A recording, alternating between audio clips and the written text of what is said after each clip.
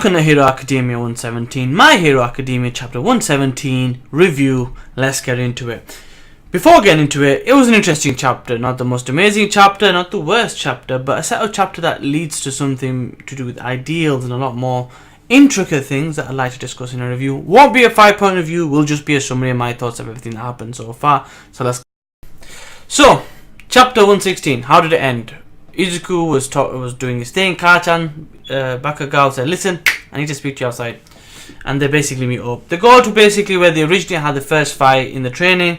You know, with the missile, and he was with Ida, and IZUKU was with Uraraka, and the whole thing about working as a team, and they started fighting, going crazy.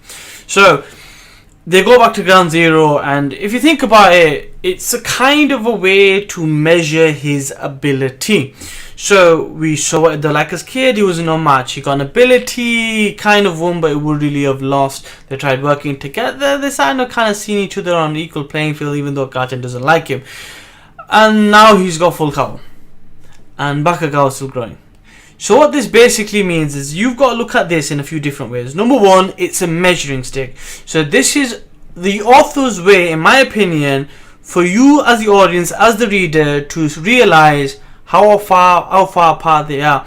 It's also a way to say just because IZUKU is being successful doesn't make him the most powerful dude just because he passes provisional test. Because ultimately a quirk doesn't mean you pass. It's your teamwork and how you deal with individuals and teams in situations that made him pass.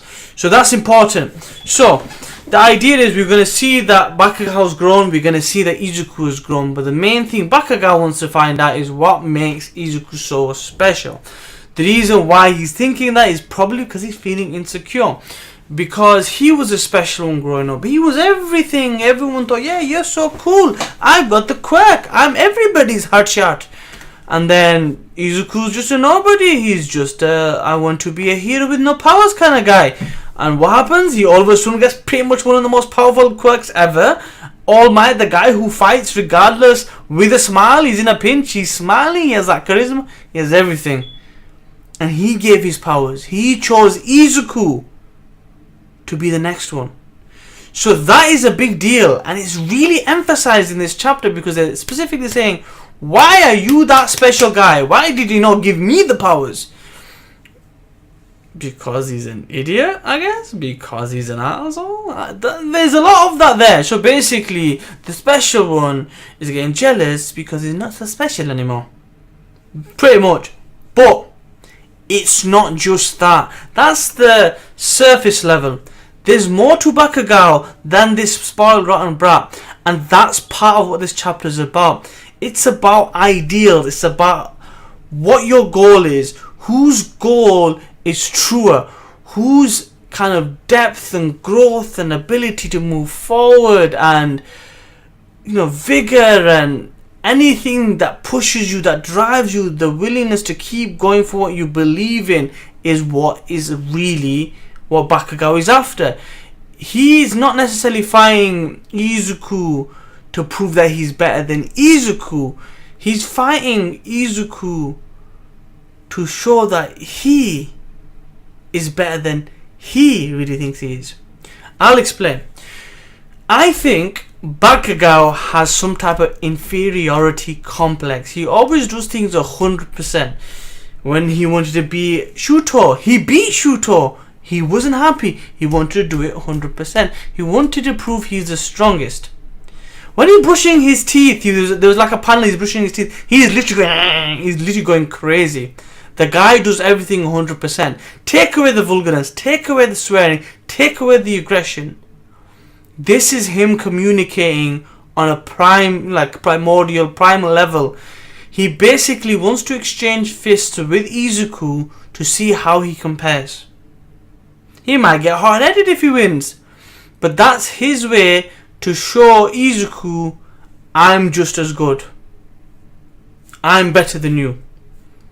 But more than that, he's trying to say to himself that I'm not a failure, I'm just as good as him, so there was just something wrong with me on that day. So it is about him believing in himself. Because think about it, if you fail the provisional test, Something that you had since you were a child, something that you've been planning for as a child. I'm going to be a hero. And your first hurdle you fail, or your first major hurdle you fail, because passing the initial exam to get into the school is a different thing. But anyway, passing your major hurdle, the first major one for your first step, and then a guy who never had a quirk as a child all of a sudden got one and he passes, it's like, it messes with a person, especially a young adult, especially a teenager.